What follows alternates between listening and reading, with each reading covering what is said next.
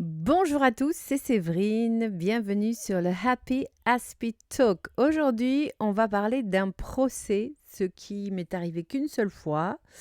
Donc c'est la deuxième fois que je vais parler d'une affaire, on va dire, judiciaire, avec un procès. La première fois, j'avais parlé de l'affaire Harry Habitant et j'avais souligné avant beaucoup de monde, même peut-être avant tout le monde, à quel point c'était honteux que Harry Habitant ne soit pas condamné pour viol, étant donné toutes les preuves médicales et psychologiques qu'il y avait. Mais je suis ravie de voir que finalement, il ne l'emporte pas avec lui, qu'il est poursuivi par cet abus, ce viol qu'il a commis sur cette femme, comme le prouvent évidemment les lésions et puis le stress post-traumatique, car s'il n'y a pas viol, qu'est-ce qui explique ces lésions, cette violence? Arrêtons d'être dans le déni de cette culture du viol. Même si Harry Habitant est une personne qui, paraît-il, est populaire et sympathique, et bien même les personnes populaires et sympathiques peuvent se transformer en violeurs. Refermons la parenthèse. Aujourd'hui, nous allons parler des condamnations qui ont eu lieu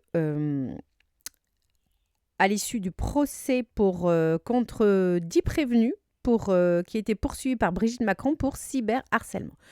Alors, il y a eu 10 condamnations, essentiellement du sursis et des stages de sensibilisation obligatoires aux frais des condamnés. Alors, ces condamnés étaient poursuivis pour avoir passé des mois, voire des années, à harceler Brigitte Macron par rapport à sa potentielle transsexualité.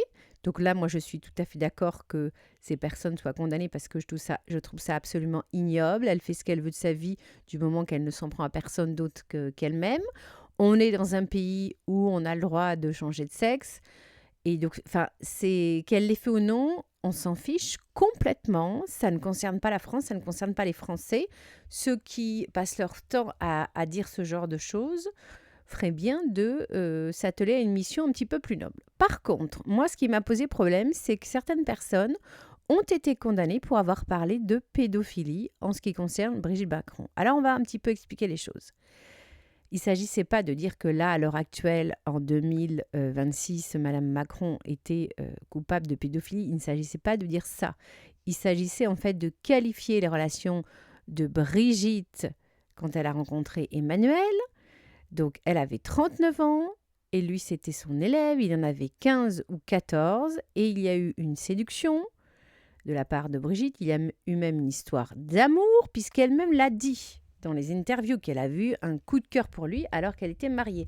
Or, toute personne sensée sait que une attirance amoureuse d'un adulte pour un adolescent, ça s'appelle de la pédophilie. Donc, de ce point de vue-là, je ne vois pas pourquoi les gens seraient condamnés pour avoir tout simplement dit une réalité. De plus, nous avons un psychiatre, le professeur Adriano Segatori, qui est quand même pas n'importe qui, c'est un psy, il sait de quoi il s'agit. Lui-même a dit que Emmanuel Macron avait subi des abus sexuels graves de la part de son professeur, Brigitte, qu'il y a eu une opération de séduction psychologique et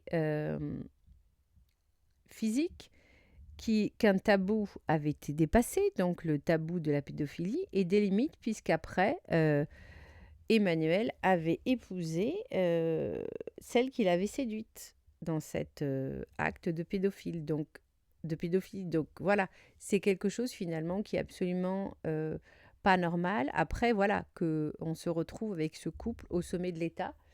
Et évidemment, Emmanuel Macron, n'en est pas sorti indemne de cette relation, ne sort pas indemne d'une relation d'emprise sexuelle et psychologique d'un adulte sur un adolescent. Tout le monde le sait, donc je ne vois pas pourquoi les personnes sont condamnées pour cela. Voilà qui nous avons à la tête du pouvoir. Et puis, on ne s'étonnera pas que Karl Zéro et d'autres personnes ont essayé de sensibiliser Madame Macron justement à la problématique de l'inceste, à la problématique de la pédophilie, que celle-ci n'a jamais voulu aider. On se demande vraiment pourquoi. On sait aussi que Emmanuel Macron s'est empressé de virer de la Civise l'excellent juge Durand, qui était en train de mettre en place un système pour qu'on mette fin à l'inceste en France, l'impunité de l'inceste. On est dans un pays où il y a 3 incestes par classe. C'est un tabou, c'est enfin une ignominie absolue. On est dans une véritable culture du viol. Et le juge Durand était en train de mettre tout un système en place pour qu'enfin on reconnaisse la parole de l'enfant, la parole de la mère, puisque la plupart du temps, l'inceste, c'est du côté du père. Voilà, et comme par hasard, Emmanuel Macron, qui lui-même a été victime d'un acte pédophile, eh bien, il vire celui qui veut mettre fin à ces actes pédophiles dans les familles, puisque l'inceste, c'est la pédophilie dans les familles. Voilà, je voulais juste dire ça. Il faut le dire haut et fort, c'est la pure vérité et on ne doit pas être condamné pour cela. Autant qu'on calomnie quelqu'un sur sa vie privée, ça, je trouve ça ignoble. Pourtant, on a le droit, par contre, on a le droit de dire la vérité. Quand il s'agit de dénoncer la pédophilie, je le ferai toujours. Et voilà, il faut lutter contre cette culture du viol, mais heureusement, les choses sont en train de bouger. Et voilà, je pense qu'on va peu à peu arriver à une prise de conscience. Et voilà, il faut continuer le combat. Et moi, je le continuerai jusqu'au bout. Voilà, j'espère que ce podcast vous aura un petit peu éclairé sur ce procès. Parce qu'il ne s'agissait pas de dire c'est tout noir ou tout blanc. Comme d'habitude, la vérité est entre les deux. On se retrouvera la semaine prochaine où là, on parlera d'un sujet plutôt TSA. D'ici là, pensez à mettre un pouce si vous avez apprécié ce podcast, à le partager autour de vous et à vous abonner si ce n'est déjà fait. Et si vous êtes abonné, pensez à activer la petite cloche. À bientôt!